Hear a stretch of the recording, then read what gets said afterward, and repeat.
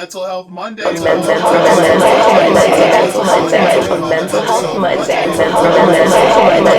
Monday. What advice would you give to someone who's struggling with suicidal ideations, especially as someone that's come out on the other side of the tunnel?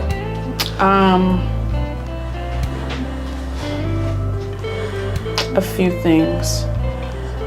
One, I'm not going to say, like, yes, meditation, yes, and I roll my eyes very deliberately with, like, go outside, and yes, those things can be helpful, but the problem is not that people can't or don't do that. Like, the problem is the thoughts, the feelings. It's not the sunshine. It's not the meditation. It's helpful. It can help relax you. It could help give you a temporary sense of lightening of mood, but it doesn't solve the problem. It is just something, at best, it is something that can help to distract from the problem or to lessen the symptoms of the problem temporarily. So absolutely not. I'm not going to sit up here and say go outside and that's going to solve your problem. But I will say, just speaking on what has been helpful for me aside from therapy, because I know that therapy is very hard to access for a lot of people, and I'm very lucky to be able to have therapy. But outside of therapy, one of the things that has been most helpful for me is finding someone in my community that I can trust to communicate what is going on, and to allow myself the space to receive that support. The other thing that has been helpful for me is being able to identify what are the things, because sometimes there are things that can be identified. Sometimes it's not as easy to find them, but sometimes if you spend some time writing, just jot down, journaling how you feel, and then trying to see, okay, what are these feelings about? I'm feeling ugly. Why? Like, what is the ugliness about? Where do you identify that? Or I'm feeling alienated. What's that about? Or I'm feeling like I'm unsuccessful in my business. What's that about? And seeing try to identify areas or resources that you do have access to, or solutions that you do have access to. Try to identify them things, because while therapy is difficult, there are resources that are free and accessible. In DC? Yes. Yeah. And so I think it's important that one thing that I've tried my best, and I'm saying tried my best to make it clear that I have not perfected the art of overcoming suicidal ideation. I still have it from time to time. It's still a fight. It's like when someone realizes they're an alcoholic and you realize it's a fight that has to continue and you have to put effort towards. One thing that has what was I lost my train of thought. You said one thing that has helped in your fight against suicide. I just drew a blank. Identifying resources, identifying talking about jotting down notes and picking up on the habits. Picking up notes, habits. Oh my gosh. I lost my thought. I can see you reading the book with your eyes closed. Like, where's the book? Where is it? Where is it?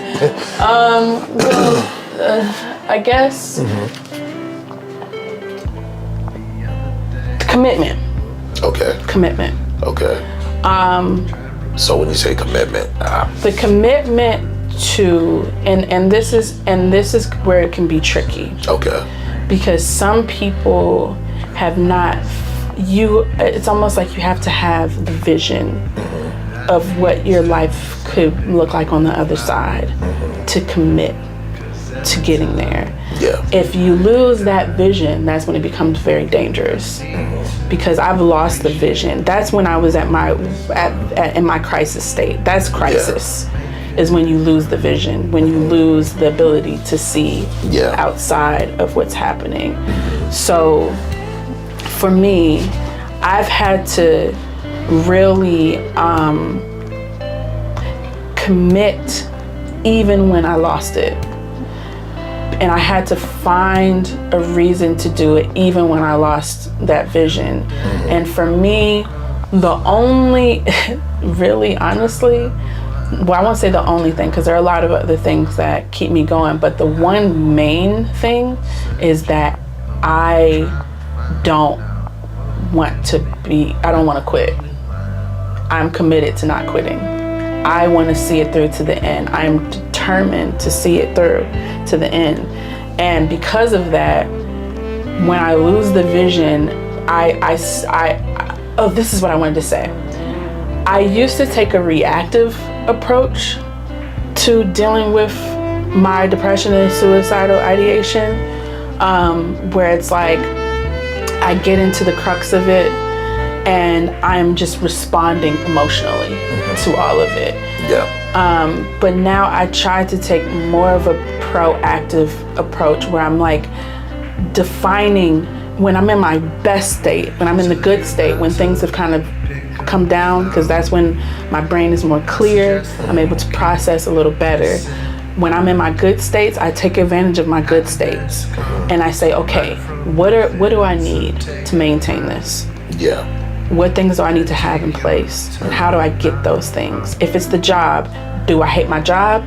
Do I need to quit this job? Do I need to communicate to my job that I need a break? Because I've had to do that. I've had to communicate to my job, like, look, I have to stop this. I have to stop. I need to take a break. Yeah. You know, is it a relationship with someone? Do I need to end this? Yeah. Do I need to, do I need to have an honest conversation with this person? Is it relationships with family? Do I need to have an honest conversation with my family members? Do I need to distance myself? Yeah.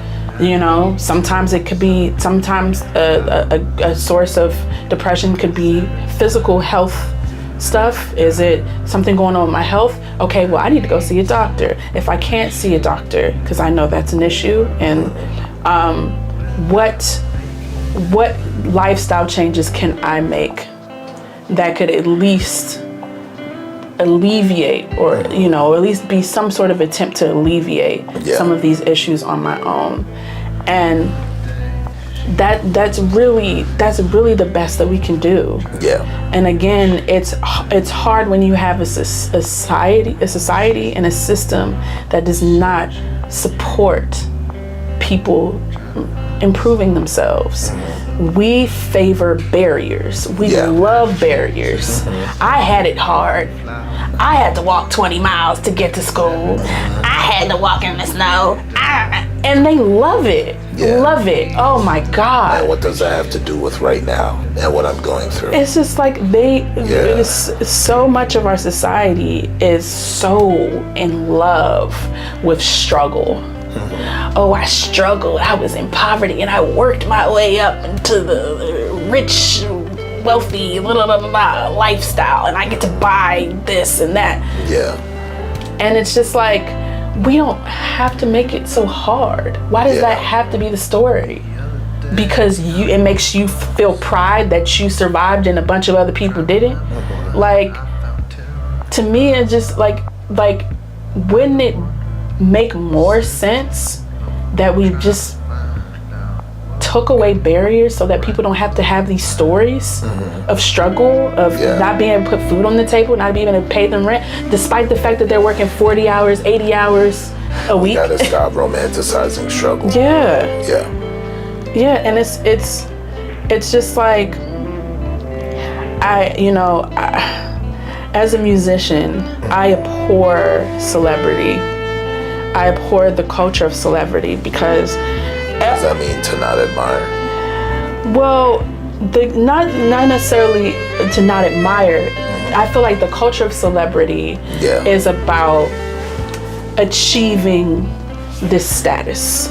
And if you want to achieve this status, then you have to not sleep. You have to dedicate this amount of time. You have to